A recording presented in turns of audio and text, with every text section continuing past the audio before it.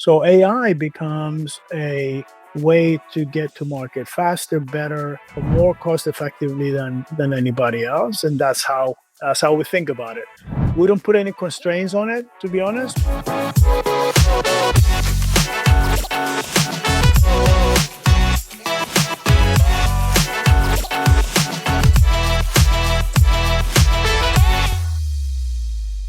Hello and welcome to the HealthTech Marketing Show. I'm your host, Adam Chirinas. And today's episode, it's one of the longest episodes that we've done. And truly, I think it is one of the most interesting. Well, I think it's my favorite episode we've ever done. And although it's an hour, more than an hour long, I really recommend that you listen to this the whole way through. You are going to learn an awful lot from what my guest, Nick Panayi, has to say. Before we get started, I want to give a big thank you to you for listening. And if it's the first episode you've ever listened to, you can subscribe on your favorite podcast app. And we have a YouTube channel as well, which you can find just by going on YouTube and searching for the HealthTech Marketing Show. I also want to give a thank you to our presenting sponsors, HIMSS, the leading community for healthcare technology. And I also want to give a big thank you to our more recent presenting sponsor, the wonderful people at Healthcare Now, who provide 24/7 expert shows on all things to do with healthcare. They also have a podcast distribution that we're very glad to be part of. Now, let's talk about today's episode. And here's the problem at heart. We conducted a piece of research with about 110 healthcare technology marketers. And what the survey showed is that about 7% of healthcare technology firms have really transitioned to having AI fully integrated in how they market. And so today's episode, we're going to talk to one of the organizations that's on the cutting edge of creating what Nick calls an AI-first marketing organization. And he's going to talk about their roadmap, the tools they used, the organizational changes that got them there, how they also overcame some of the speed bumps along the way, like some of the legal challenges, but also, some of the resistances that people had and threats to their job. I think you're going to find that this episode is going to teach you so much. So whether you're a CMO looking to build a competitive advantage, or like me, you're an agency wondering what does the future have in store for you? And how's it going to impact your business and the way that you market? This episode is going to help you shape your strategy. Now let's get on with the show. Well, Nick, welcome to the show. I'm so delighted you're here. And wow, we got a lot to talk about. Let's get started. Tell us a little bit about yourself and your journey. Thank you, Adam. First of all, thank you so much for having me. It's a pleasure to be with you. So my name is Nick Panayi. I am the CMO here at Inovalon. I've been at Inovalon for 2.5 years. I've been in marketing much longer than I care to admit on this podcast. So it's quite a long time. I've been in technology marketing my entire career. And my last stop before Inovalon was actually was working for a conversational AI company. So I was the CMO there. And that was my initial kind of introduction to AI. And of course, I brought that passion to Inovalon. And Inovalon, of course, is in the healthcare space. We're a data and solutions company that serves the entire healthcare ecosystem. And our focus is to improve healthcare outcomes and economics across the ecosystem. Oh, you're a pretty large company. I mean, give us a sense, maybe just in terms of the size of your marketing team. How many folks are on the team? Yeah, this is the marketing team. It's a good size. It's about 95-ish people. The company is approximately 2,000 employees. That's a big team. That's great. That's really decent sized team. I'm not complaining. Yeah, good for you. That's great. So let's get into talking about AI. In the study that we completed in the last month or so with the HealthTech marketing community, we had 110, 120 respondents completed the survey. So it really is, it's Nick, your peers across the industry. And the thing that is remarkable, I think, is that 7% are anywhere near the level of AI adoption and the way that you've got it integrated strategically. And so we're going to go deep today in understanding your approach. But yeah, let's go back to the start. How did you get this started? What did that look like? And why? And how did you get it moving so aggressively? Yeah, thank you. It's been a fast journey. I will tell you, based on what I've experienced in my last company, I already had a lot of passion for AI coming in to this position. So there was no question in my mind, AI is here to stay and it's here to impact pretty much every profession, including marketing. So I was always kind of AI curious and AI expert. I am not, but they're definitely an AI lover. And as soon as I landed, one of the first things I did, Adam, and it was a fortunate thing, is I brought with me a person to run my digital marketing function that has worked with me before in two companies ago, DXC Technology. That person, his name is Chris Marin. And Chris is my guy. You know how we always say, I got a guy. So, Yeah, yeah, got it. so To New Jersey, would you? Yeah. yeah, he's my guy. And Chris happens to be one of those rare individuals that brings obviously digital marketing expertise. That's what he was hired for. But he's also deeply passionate and a very much an expert in AI across the board. That's just a passion of his, and AI, specifically AI uses in marketing. So I saw that as a plus. That wasn't the reason to bring him in. The reason to bring him in was digital marketing expertise. But he brought along AI expertise, and that really helped me go from wouldn't it be nice to use AI to sitting down with Chris and saying, hey, think AI first. Anything Yes. that we do, what can AI do for us before we even go from glimmer in the eye to execution? You should be thinking AI first. And when was this? Last year, 2 years ago? So he joined me about 2 years ago. The reality is the world of AI has accelerated dramatically in the last 2 years. So it wasn't the first conversation we had. It was one of the first conversations, but it was definitely, hey, let's keep an eye out. Let's have an AI first mentality. We have gained enough credibility in the company to be given the flexibility to experiment. Yeah. So thankfully, I'm in a company where the leadership team, my CEO, trusts us and trusts our judgment and knows that we're going to do whatever we can do and gain a competitive advantage. If that means using AI, then so be it. So we do have the freedom to operate and the freedom to experiment, the freedom to make mistakes.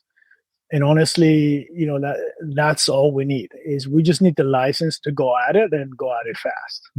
So explain where it fits within your marketing strategy. So, just to maybe unpack your marketing strategy a little bit to start with.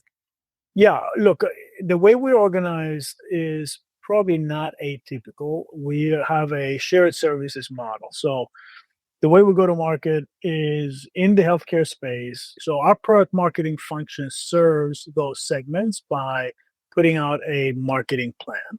And the shared services model, including digital marketing, content, creative, ARPR, those are the shared services that we use to, in essence, activate that marketing plan, in the marketplace. So from a strategy standpoint, we bring all of those tools and capabilities to bear to activate the marketing plan as effectively as we can in the marketplace. So AI becomes a way to get to market faster, better, more cost effectively than anybody else, and that's how we think about it. We don't put any constraints on it, to be honest. We don't think about, hey, let's only consider AI in these use cases or in these particular functions. We have the ability to experiment across all functions and across all tactics, across all approaches to marketing. That's the benefit of bringing in an in-house AI expert that knows the marketing organization well and knows what we can best use AI and at least knows how to prioritize some of those investments. That makes perfect sense. So overall, it's an accelerator and a way of increasing efficiency. What have been some of the barriers in this journey over the last couple of years? I would say, I don't know, barriers, but a couple of speed bumps. One would be our legal organization, as you would expect. And I totally respect that, especially in a healthcare space. Anytime you think about AI, you start thinking about privacy and what information are you using, how are you modeling things, what are you doing with it. Thankfully, in the marketing space, unlike if you are developing a product for healthcare where you're using PII, we're not using anywhere near PII. We're using tools and data sets that don't really affect privacy in any way. So we're able to put those kind of, I don't say fears, but concerns to rest early.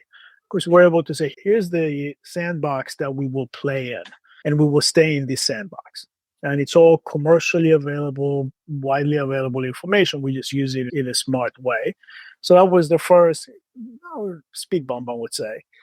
The second would be even helping our own marketers understand how AI can be used without necessarily affecting their value and their worth to the organization. It's a human reaction. If you tell a content producer, hey, I'm going to bring in a tool that will help with content creation, the immediate feeling is one of hesitation, of course. It's like, well, what do you mean? That's kind of my job, right? So, are you looking to replace me? And all of those things are human emotions that everybody understands. Every time AI gets involved in a function or in a profession, you're always going to have the "what about me" kind of question. Again, we were able to put those to rest very easily because we're not looking at AI as a way of replacing humans. We're looking at AI as a way of making our humans better. One of the best things I've ever heard explaining that relation between AI and human was a saying that went something like this: AI will not take the job of humans, but humans with AI will take the job of humans without AI, right? And that makes total sense. It's about Absolutely. AI being a companion and a partner in what you do. So we very much have a human in the middle, and we very much value the human contribution, but it's just simply done better, faster, more efficiently with AI. That analogy makes perfect sense. And I can understand how that would go some way towards assuaging fears because everybody feels sort of a bit insecure about the impact. Tell me about the roadmap. Have you got we're going to get into the details of what you've done in a second, but I'm curious as do you treat it like a product roadmap? How have you approached this? We do. We have the benefit of having having a digital expert whose knowledge is very much up to speed and up to the minute, and his knowledge of marketing as well. So he brings us a lot of these ideas so far, the beginning of it. We look at them as a leadership team and we decide which ones we're going to go pilot. They all start as a pilot. Unless it's a horrible idea, to be honest, Adam, is like the time and energy that we put in a pilot is far outweighed by the potential benefit. So, there were very few ideas brought forward that was, that just, pass.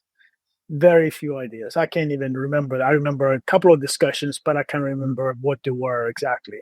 So the roadmap was our digital AI expert bringing in some ideas. We're looking at them at the leadership level, and he's putting them on a roadmap, balancing, of course, the what we call keeping the lights on bandwidth, right? That he and his team have to have. We still need to have a website that's running, right.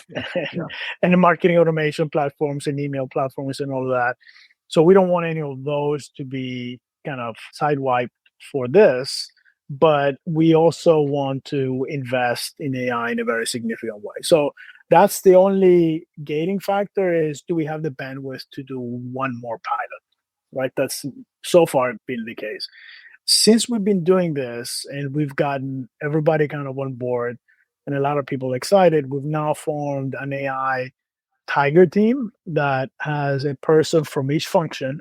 As a matter of fact, we just putting this together. They're going to be meeting on a regular basis and basically giving the various functions an opportunity to go out and scout for themselves, bring in ideas, have those discussions, and then start to formulate a more formal roadmap based on all those inputs. Because the whole idea is that you don't want to have your innovation gated by one person, as smart as he may be or she may be. You want the rest of the marketing team thinking in exactly the same way. So we're looking to institutionalize that now. That's interesting. So essentially, it's start with one expert who's got a passion, who's going to drive this thing forward. And then as you scale it, then essentially clone his capability, or at least sort of get that capability replicated in the other departments, and then spread it that way. Sort of almost create a network effect.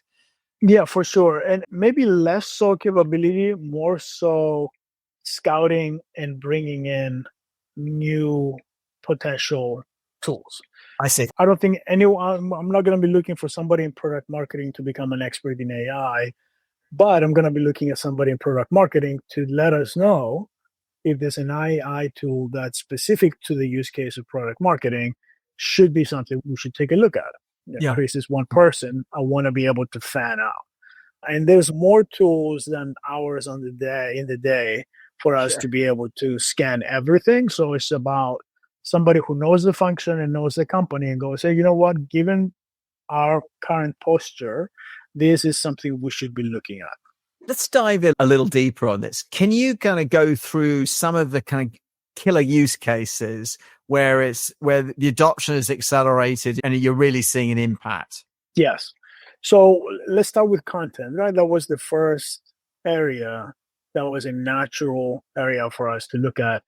You think about generative AI, and again, you think about the fact that content, especially thought leadership for us, thought leadership content is probably the most important lead magnet, let's call it, right? That's what people are coming to us for, is they basically want to get smarter about some of these areas that we serve. So we have great thought leaders in the company. We have a great content team. We have the content team interviewing thought leaders and writing pieces, whether those pieces are white papers or producing webinars and things of that sort. Now, when the writing begins, we wanted some assistance for this content producer. So we put together a tool that is an AI-driven tool that takes in the persona that we serve. It's about 100 or so persona. Wow. The brand voice that we have, the brand positioning, and also our approach toward content development, which we adopted a model called Make It Punchy by Emma Stratton. Ah, okay. I'm not familiar with that. I saw something actually on, I think it might have been a LinkedIn post or one of your colleagues that said, I'm not familiar with that notion. It's basically, look, in B2B marketing, especially in technology, this is sea of sameness out there, right? And it's the same terminologies and acronyms and, like best practices and best tools and all of these phrases that we've used for years and years and years. And it's very internal versus market in, customer in. So Make It Punchy is an approach that thinks about what the customer really wants to hear, what kind of solutions they're looking for, but also acknowledging the fact that they're human beings, and human beings don't respond to phrases like we've been using that are written really more internally than anything else. So Make It Punchy is about just get to the point. Tell me in regular English what it is that you are trying to tell me. And then you can back it up with fancy phrases after that, but get my attention by telling me what the real deal is all about. So obviously I'm not doing it justice, but that's the general approach. But that is a writing style. There's some rules to that. There's some do's and don'ts. So what we did is we trained the system based on that content philosophy and our brand voice and positioning and messaging and the 100 persona that we have. And we basically created a rubrics cube that says you're going to fit in your content. It's going to rate it based on those variables. And then it's going to tell you what you need to change to get it to be 100 out of 100. So the writer starts first with the first draft. AI tells it, okay, given this persona and what he or she likes to hear, and Make It Punchy and your brand voice, these are the things that you may want to change to it. So it actually gamified content creation Yeah. with the whole idea of making every writer your best writer. Very interesting. That's the idea, Yeah. right? Yeah. Yeah. Yeah. In a lot of the content that we create, we might actually start with a persona and possibly with a really detailed prompt, get the AI, particularly for something like Claude, to write the first draft. And then the human then intervenes with it. We've then got some GPTs that we've created that optimize it for things like search, particularly EAT for the AI answers. But the notion of actually taking a content creation framework and applying that in the process is really smart. In something that you shared with me, it sounds like you're doing quite a lot around personalization as well. Can you share a little bit more about that? Yeah, sure. So again, you think about the jobs that AI can do better than humans, and there's many of them, but the one thing that they all have in common, those jobs, is that they're long and tedious, and the volume of things that needs to be done is just simply beyond human capability, or it would take many, many, man months to produce. So how do we take something like that and work it with AI? One of those things, and this is as long as I've been around in marketing, is the ability to take every one of your pages on your website and tag them with tags that are useful for you in further downstream as you're working marketing campaigns and marketing tactics and you're trying to drive traffic to that page.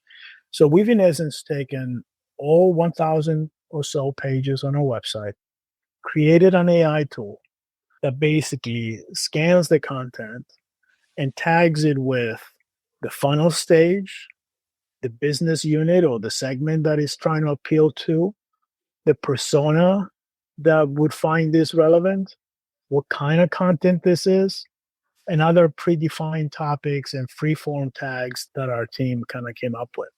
And basically, every page is now tagged with this. And again, imagine a human being going through every one of those 1,000 pages and doing it. Again, it's not going to happen. Probably not a good use of time. Yeah, it happened at the end of my tenure, but it wouldn't. Yeah.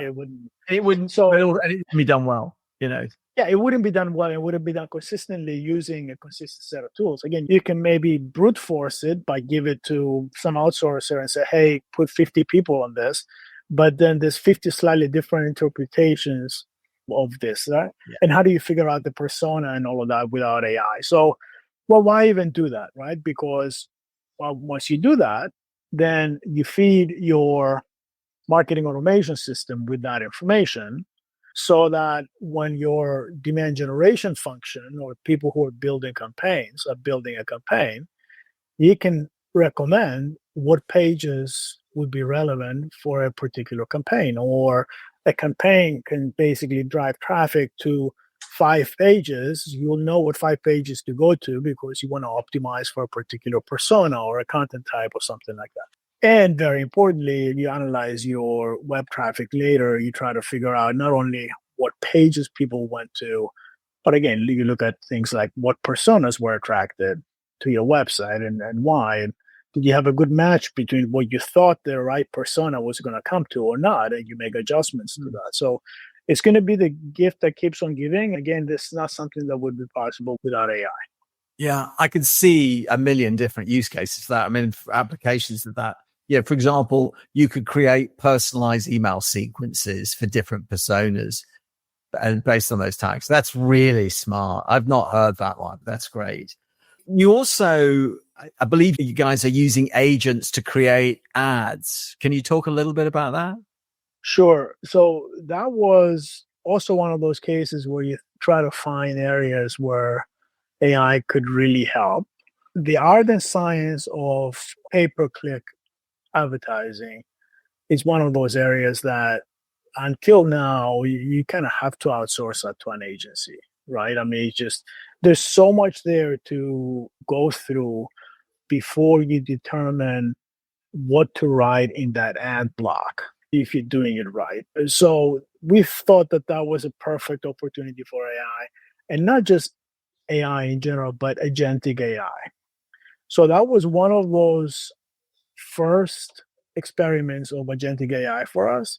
And I can tell you it makes all the sense in the world. We're already starting to see kind of the difference between the before AI and after AI. And we're now looking to scale it. We also want to have a human in the middle as well to make sure that we're doing it right.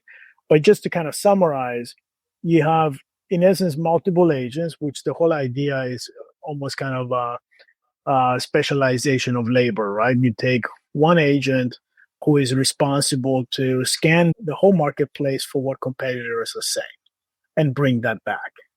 And you have another agent that's responsible to take that content engine we just talked about and apply that content engine to do a first draft of an ad. And you have another agent that basically critiques that ad. And you have yet another agent coming in and basically figuring out what to bid for that ad, given the competitive environment. And then it goes on and on. So like multiple steps of putting these ads together. And at the end, we want to have a human, of course, look at that and say, okay, are we sure here we're not going off the rails? Make sure that, again, we stand within our brand voice and we stand within our budget parameters and all of those good things. And actually the human starts with some initial, content or copy that they write. And then the agents take over and then the human at the end does the final check and we go. And that is a perfect example because, again, it needs constant refinement. The minute you put it in the marketplace, something can change, either in the competitive landscape or some keywords can come in or out of favor. Something happens in government policy that impacts certain things, and you want to be able to take that into account, especially in healthcare. Yeah. So all of those things are good, strong reasons why a model like that could work for SEM because of how quick it turns and how reliant it is on science as well. It's not just, you're creating an out-of-home advertisement is one thing. This is about search engineering. And now with AI as well, coming into the mix of search, that's making things even more complicated and more interesting. Oh, yeah. Yeah. I know. So you're using it for paid search. So that makes perfect sense. Yeah. Google ads. Are you able to do that with, maybe more brand ads that are sort of upper funnel? They might be programmatic ads in display, maybe LinkedIn ads. Are you using it with those where there's a little bit more, where you might want the human to be much more involved? I'm not sure how it's applying there. We're not doing that there because it's not a burning bridge for us. In that particular case, the variations of advertisements that you're running are nowhere near the same volume as it would be for PPC because you want so many different variations and you only pay per click. So, you can just have at it. Whereas with display advertising and out of home and some other things, we take more of a human-based approach. Having said that, the humans who are writing the copy are using the rubrics that we talked about to write good copy, even creative copy as well. So we're using AI in a different way, not in an agentic way, but we're using it to refine the ad development, but less so than in the PPC space. I want to double click on something. You've used the word agentic. I hear this a lot, and I know what an agent is. I know what a GPT is.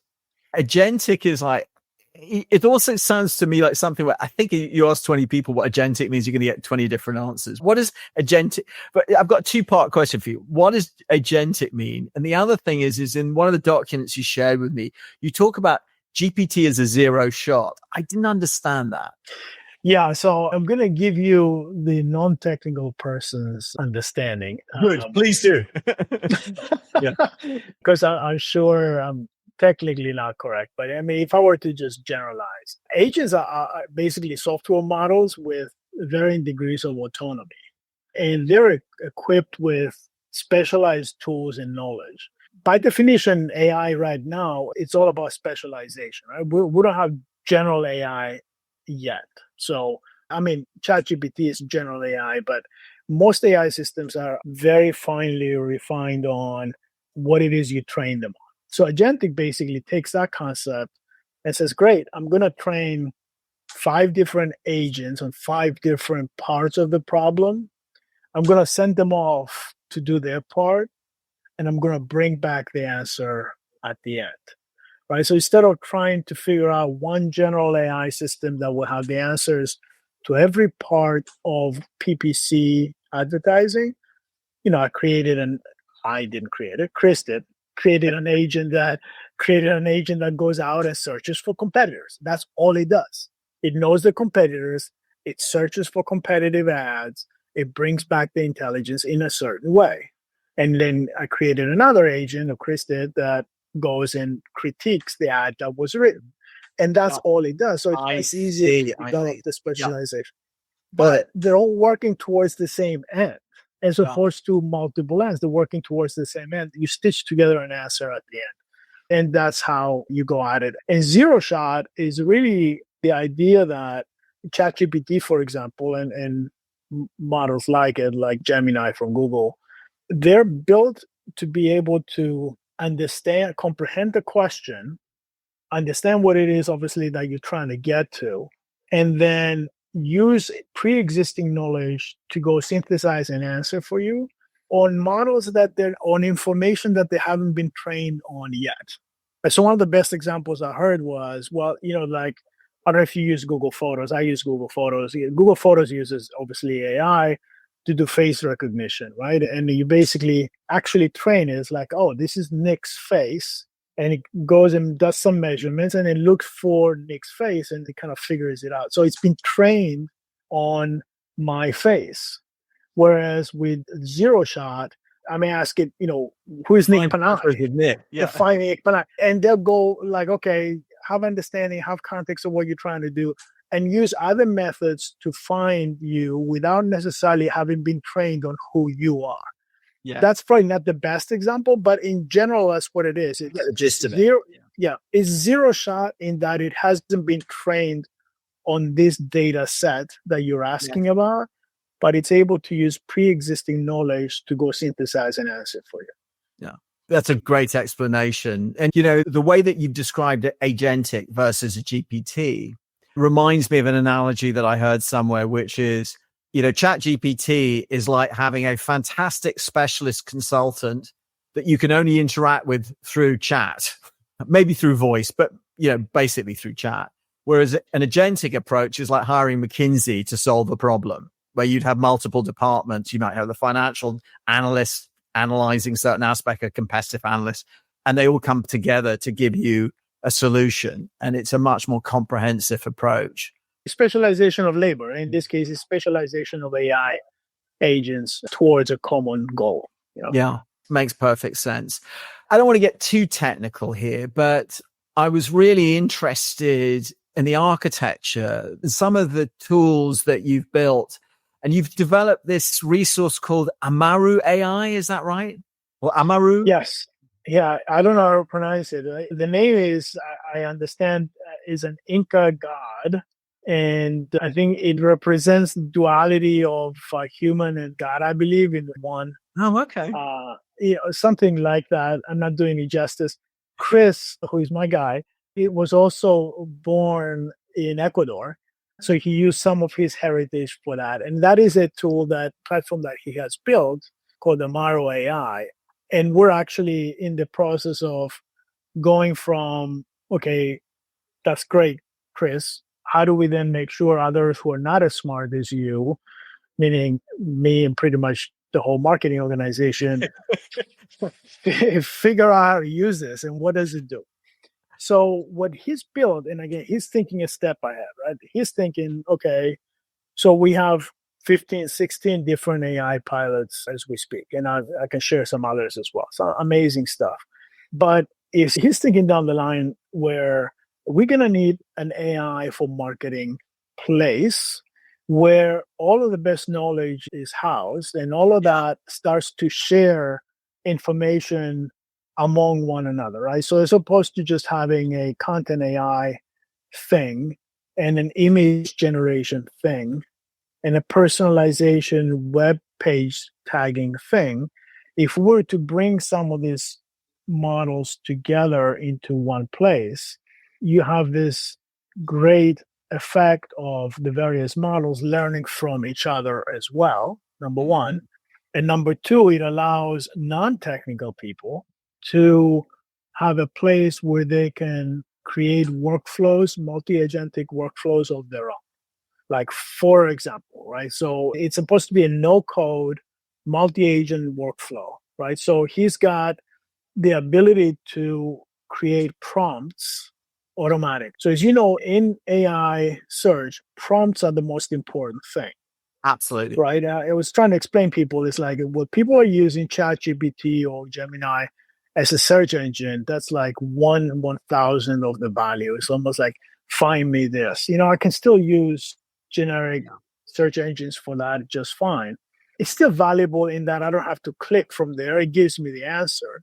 But if my question is multi-turn, as comprehensive as it can be, the answer is directly aligned with the complexity and the validity of my question. So the more valid, the more comprehensive my question, the more valid, the more comprehensive the answer. And people haven't necessarily figured that out, is you can go in and have the question be like 2 paragraphs.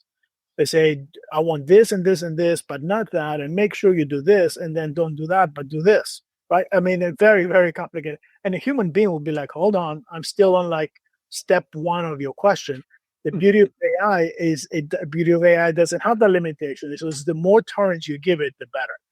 But you have to know how to phrase the question correctly. So Chris thought of a way, said, look, okay, if you're a copy editor or a creative writer or the CMO or a marketing strategist, tell me what it is you're trying to do, and I'll synthesize the prompt and go ask AI. Yes. So it's almost like prompt engineering, for example. Yes. So he's trying to simplify the world for all AI, all marketers, regardless of function that they serve in, to come in and use the most out of the AI tools that we have. Single place to sign in, single place to go, as opposed to every marketer having their own, credentials to 4 different engines, as subscriptions to 4 different engines. Come to one place and get your AI powered marketing in one place, in one platform. So that's what he's working on. I saw the first variation, like anything else, version 1.0 is I had more questions than answers, but it seems very, very powerful. And he's working on the next generation as we speak. Very interesting. I also was quite impressed and curious about the way that you've basically got it integrated into Monday. Yes. Yeah. That's another thing, is we wanted to put it in a place where marketers live every day. Yeah. So Monday.com for us is our workflow platform. We are our own agency in many ways. We use agencies, we use contractors, but we have our own content team, we have our own demand gen team, our own product marketing team. So a lot of the workflows are similar to what you would find in an agency. So we have, at any given point in time, 200 or 300 projects with various people having a part of that project. Oh, you need to approve this. Does this look okay? Does that look okay? So that's where they go every day. So it made total sense, if you're writing content, to put the content generation AI tool in there. So we have in there, for example, the content tool. We have an image remix tool. Again, back to using multiple engines. Instead of you having to go to like 4 different AI engines and say, can you make me a picture with a nurse, holding, a tablet and in front of an elderly patient seeming concerned? I could do that. I could go to an engine and do that. But if I'm a creative, I want to get maximum options. So he created this tool that you put one prompt, it goes and interrogates, I think, 4 or 5 different engines, comes back with images, and you can see like, oh, OpenAI did this, Google did that, the other one did this. And you're looking at all of them in front of you, and you can say, okay, take this one, regenerate this one, and regenerate that one. So it's almost like process. So cool. Yeah. But imagine how many steps it saved from doing that. Absolutely. Yeah, absolutely. And what happens is, this is pure generative AI. You own that image. Right. So you basically own that image. You make it available to other marketers. It goes into your content library right in the same spot. Right. Right. Yeah, I was. That's a brilliant idea. Wow. There are some other tools that you use. I think you're using. There was one that I hadn't heard of called. Is it Tega AI or Tiger AI? Yeah. Yeah, Tega. Yeah, I'll tell you about Tega. Then remind me to also tell you about Synthflow. Yeah. So remember in the beginning, I said that that we have a combination of approaches. One is things like you need a Chris for, right? Things like what I just described. You need somebody to be able to take all these AI engines and bring something together for you, for your people, for your company, and it has context of everything, which is great. That's what Chris does for us. Not everybody has a Chris. Some people can just go out, and look for platforms that already exist. Tiga AI is one of those platforms. It was actually founded by the CTO of Eloqua, if you remember Oh, yeah. that brand. Right. So he and I were friends because I was an Eloqua customer. So he let me in on a beta program for Tiga AI, and we've been using them ever since. So Tiga AI allows you to do AI-based prospecting in a very specific way. You basically have agents that you tell the agents what it is you're looking for. Your ICP, your type of person you're looking for, basically what the ideal prospect would look like, and conditions that would make them an ideal prospect. They go out and scan the web for them. Mostly they use other sources as well, but they do their best work in LinkedIn. They find them on LinkedIn. They begin a conversation based on information that you've given them. They do the initial outreach that says, hey, wonderful post. Funny you should say that. We have a white paper that you may be interested in because it goes towards this, right? Person says, oh, that'll be great. Go ahead and send it to me. AI agent passes it to the human continues the conversation. So it's a great marriage of AI and human collaboration in prospecting. Clever. Very interesting. Yeah. It's doing the thing that we've been training salespeople to do for the last 10 years, which is this is a basic way to use LinkedIn, and very few of them do it. Yeah. And it doesn't scale, so, right. You basically, that's where AI can come in and make it scale. Yeah. And of course, to be authentic, once AI does the first introduction, you want the human to get involved because, you could carry this on forever. But at some point, we're not yet at a point where humans are super comfortable going all the way with AI. They're comfortable with AI doing those first kind of steps, and they don't want to deal with a human, right? So that's the beauty of this. But at the end of the day, I can see this going further and further the better the AI gets. It also is very good at finding RFPs, which in B2B, RFP hunting is a very, very valuable exercise, going out there scanning the horizon for very tedious too, right?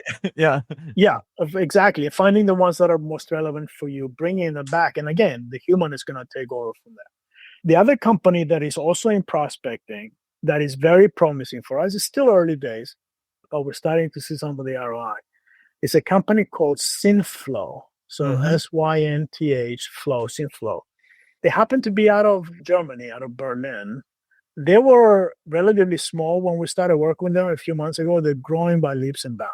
I mean, you look at their logo page, you'd be like amazed at how many companies are using them already. So what these guys do is conversational AI prospecting agents. So they have conversational AI competency, obviously, in any language. Obviously we trained them on English in our case. We didn't train them on English, but we use them for English language. But they reach out and they do the initial phone outreach, which again, humans don't scale very well for that, right? You tell a human, hey, you're going to be spending your whole day placing 100 phone calls. You may get to speak to like 2 humans. One of them is going to curse you out. The other one may be interested in what you have to say, right? Yeah. It's not a very fun exercise. And that's a good day, by the way. And that's on a good day. AI does this very, very well. It acknowledges, it says, I'm an AI agent from company ABC. Like to see if you're interested in signing up for this webinar. Or we have a white paper which we think you'd be interested in. Can we send it to you? Something like that. In essence, getting somebody to raise their hand in some sort of way. after they raise their hands, they're in your system. Now, I've heard, obviously we have the beauty of this system is it's available to you. Everything is recorded. You can listen to these conversations. I was blown away by the concept because I came from a conversational AI company and I was there 3 years ago. The degree to which this has matured is absolutely mind blowing. There is no way I could play that voice and you would know that it's AI. Really? The only time you would know, and there's still some of the wrinkles being worked out, is that there was some delay sometimes because like the AI knows not to interrupt the human. So if the human starts talking, it stops. So you have some of these awkward moments where there was one where it was like 30 seconds worth of goodbye, like, okay, goodbye, thank you, goodbye. One would interrupt the other. So you have some of those awkward moments, Mm-hmm. but the ability of the AI to understand what the human is saying and take intelligent routes to answering those questions that come back is incredible. So we taught it obviously enough to know about our products and a webinar series or multiple webinar series that we're running. It would place the phone call. I've heard conversations where the person on the other end would say, first of all, are you human or AI? You know, and I've heard many of those. And he would say, I'm an AI agent, here to help you. Of course, I can, Yeah. connect you to a human if you like. After that, the person would say, well, this would be great for Jane, but Jane is on vacation and she's not going to be around. The AI would say, thank you so much for this information. I understand Jane is on vacation. How about I send it to you and you let Jane know? I mean, that kind of thing. You cannot script that. That's the beauty of AI. If I had to script every possibility where the conversation would go, I would be called God. There is Yeah. no way that you can script any of these conversations. But AI is smart enough to know how humans communicate, and you give it some leeway and you make sure it's polite and you make sure that it doesn't do anything silly. But some of those interactions were actually just mind blowing. I ended up That's like remarkable. sharing some of them out. Now, again, has this blown the doors open yet? Not quite yet, because you're still going to get the people who hang up, don't want to ever talk to an AI. Yeah. But this is the worst it's ever going to be. Today, it's the For worst. sure. It's going to Amazing. get better. It's going to get better and better and better. And if it's mind blowing now, imagine like, a year from now. I will look into that. And for anybody listening, there'll be a link down below in the show notes. I want to switch gears and talk about two of the issues that came out of the study. So these were the two top issues. So the first issue is a lot of the marketers in the survey said the number one thing that they're getting pressure from their CEO about is how can we use AI to increase the top line? That's number one. And number two, how do we measure the impact of all this AI investment? They may be the same thing, but not necessarily. So I'm curious about where you are on the journey on those two topics. Yeah, it's interesting. When I first presented our executive, my boss at the time, we've had a change in the leadership team since then, but I presented this to my president at the time. That was his first question. It's like, wonderful, what's the ROI? And we had already developed, in essence, a custom ROI calculation for each one of these because it depends on the use case. Like, for example, something as simple as, content creation. Actually, take image creation. Yeah. I know what I have to pay Getty for, right? And I know what I have to pay for generative images, which is zero. So I can do that calculation very, very easily. And it's a cost containment calculation. I can use those dollars into doing something else, especially if I do that at scale, right? Same thing with content creation is, well, I've just shaved X number of cycles from my content creation. That means my content developers can create Y number of assets more per year than they could otherwise, right? Those assets bring in leads. Yeah. So I'm able to kind of tie the leads that I bring in because the content brings leads in. When it comes to prospecting tools and things like that, honestly, it's a no-brainer, Adam. If the last case that I mentioned to you, the cost is per completed call. It's not even per call made. It's per completed call. And it can be a voicemail. It can be like an IVR system. So the fact that I'm only paying X number of cents per completed call, and then I can basically look at one deal that came through. I paid for it like for the next 10 years. Yes. One deal. Yeah. So it's very, very easy to do those things because AI does not require significant upfront investment. Is directly related to your usage, and even that direct relation to your usage is so small dollar wise that it becomes a no-brainer discussion. But it's always good to document it regardless, regardless of the tool. So each tool has its own ROI calculation. But I think there's something kind of really important learning that I'm taking away from this. And that is that the way that you've got this organized is into very specific pilots and work streams. And that for each one, there's a KPI which is related to that particular work stream. So for the image one's a great example. There's a KPI which is the cost of images. So there you go. That's how you can measure the impact. On the outbound calling, you can measure the impact and then tie that back, because then you can track the lead all the way through to deals. You can see the impact of that. So that's very helpful. You have to get really granular though to do that, right? Yeah. And I should have mentioned another example that I believe is even easier to demonstrate, right? So one of the things that we do as marketers, right, is create video. As we know, the more video, the better, right? I mean, human beings are very much attracted more so to the visual content assets than writing. So video is very, very important. We produce a lot of video. Sometimes it's presentations. Sometimes it's just animated videos and things of that sort. Voiceover is very important. In yesterday's world, you had to go hire voice talent to be the voice of your video, right?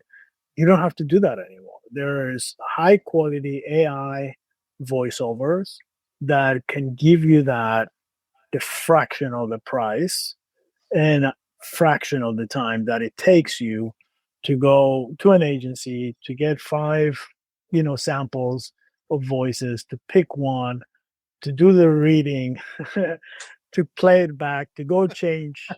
Oh, by the way, somebody says, "Oh, I'm sorry, I just changed this one line needs to change." The talent goes back to the studio.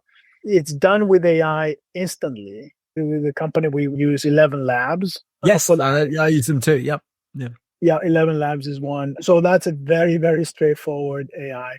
I'll give you another data point. I don't know how I could put any ROI to this, but we had a fantastic event. Our CEO was one of the presenters. 99.9% of the presentation, which was spot on. There was one phrase, and I forget what it was. Maybe it's just selected, like just got it out of my memory, that he said the wrong phrase. It was just the phrase didn't make any sense for the context. We had something else in mind. He said it. So it wasn't like, mispronunciation or something like it. It was just the wrong phrase, So at that, it's like, what do you do? I mean, it was a live event. We wanted the video up there because he was getting hits left and right. So we used one of his, AI voiceovers, trained it on his voice, and had it say that phrase correctly, put it back in the video. You wouldn't know it. I mean, obviously, and we took his face off the video. Right. So there's no syncing issues. Brilliant. But it was literally 99. It was 0.1% of the presentation, but it could have been one of those moments that somebody said, "What? That doesn't make any sense," right? So we did that. The other thing that we find fascinating, at least I do, is AI podcasting. So, obviously, podcasting is so important now. Again, you can take like 100-page white paper and boil it down to an 11-minute podcast. Right. And you have yourself an amazing peripheral asset that sometimes even becomes the central asset. So we had one of those cases which became the impetus to use this capability. We use Google Notebook LLM for this. Yeah. It's on our website. It's the first one we did multiple, but it was one around a study we did with Harvard. It had I think 4 or 5 white papers. As much as I like the healthcare industry that I'm in, I could not read all 5 white papers and retain that content. I listened to the podcast and I got it. If I got it, right. That was a good kind of gauge.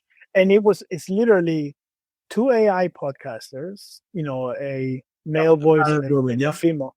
Yeah. It's unreal. Again, you cannot tell the banter between the two of them and the joking around. We didn't have to script that. You basically you give some guidance to it.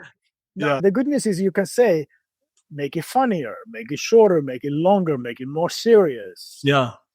Focus more on the facts, less on kind of opinion. But it's amazing what you can do. So we're using that for our podcast as well.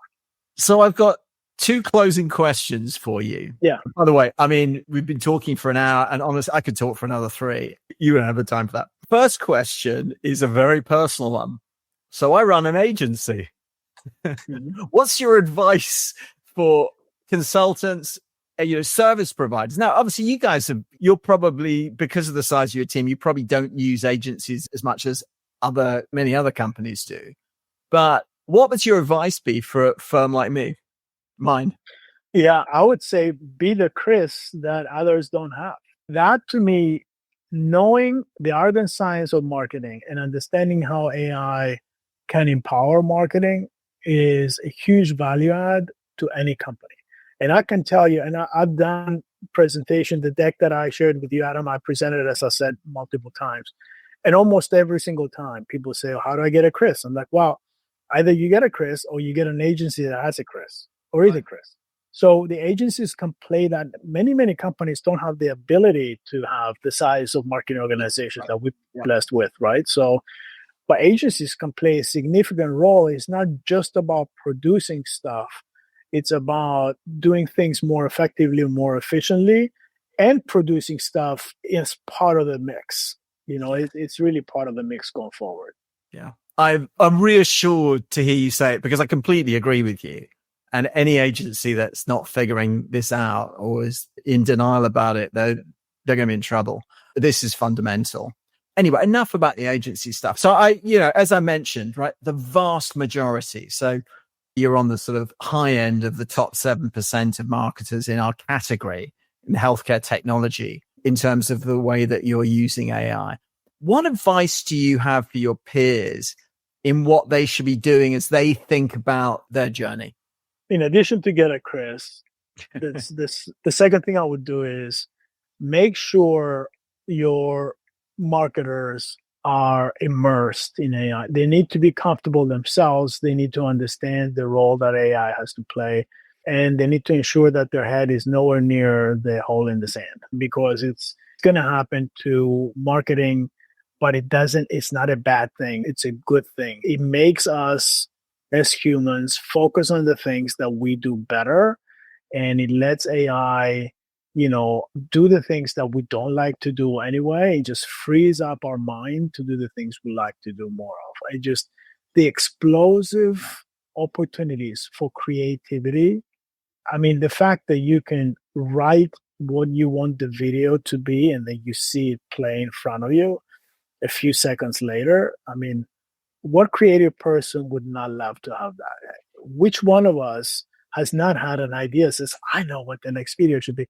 And of course, you're not going to sit there, that's going to take a few $100,000 to do. So no, it democratizes creativity as long as you know how to work with it. So yeah, I would say free up their minds, make them comfortable, and tell them to go experiment and make mistakes.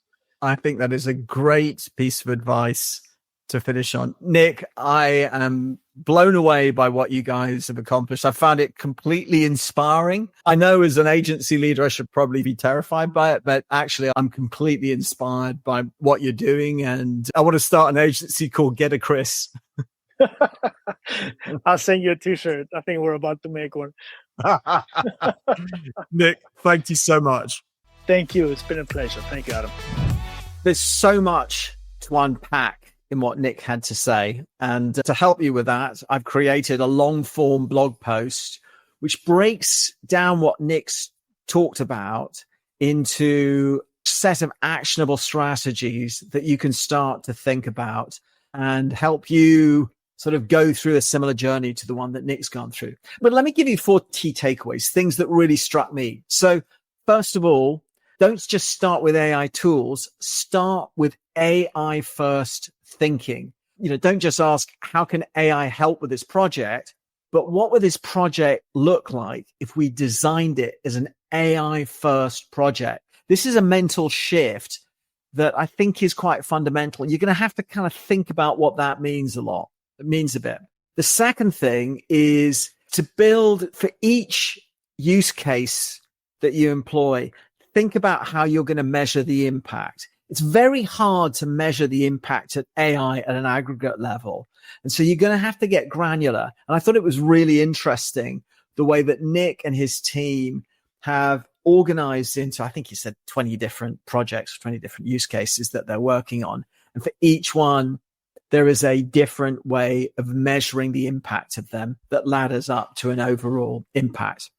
The third thing is, if you're lucky, you'll have a person on your team like Chris, the guy that Nick referred to. But if you can't get a Chris, what you really want to do is build an AI Tiger team. And that means that you have multiple people throughout your marketing team who are thinking about how they can be using AI and what tools you should be looking at. And then have one central person who's in charge of helping to kind of coordinate all of that. And then the fourth thing is, at the end of the day, this is not about replacing people. This is about helping us all do our jobs better, more effectively, more productively, and more creatively. And so really think about how you keep humans in the middle of what you're trying to do. And by doing that, you're going to really realize the full potential of that. I hope you've got as much out of this episode as I did. I've just taken so much away. If you found this useful, please share this with any of your peers. Just email it to 2 people. They may be grateful to you for it. The other thing is, if you wouldn't mind, give this a rating. You can just give it a thumbs up on YouTube or give it a positive rating on whatever podcast application you do. If you're just kind of, really want to think this through and you want to talk to somebody about it, I'd love to have a chat with you. There's nothing for sale here, but we're doing some things that I think you might find interesting, and I think we can be a sounding board. So you can book a meeting with me through the link down in the show notes.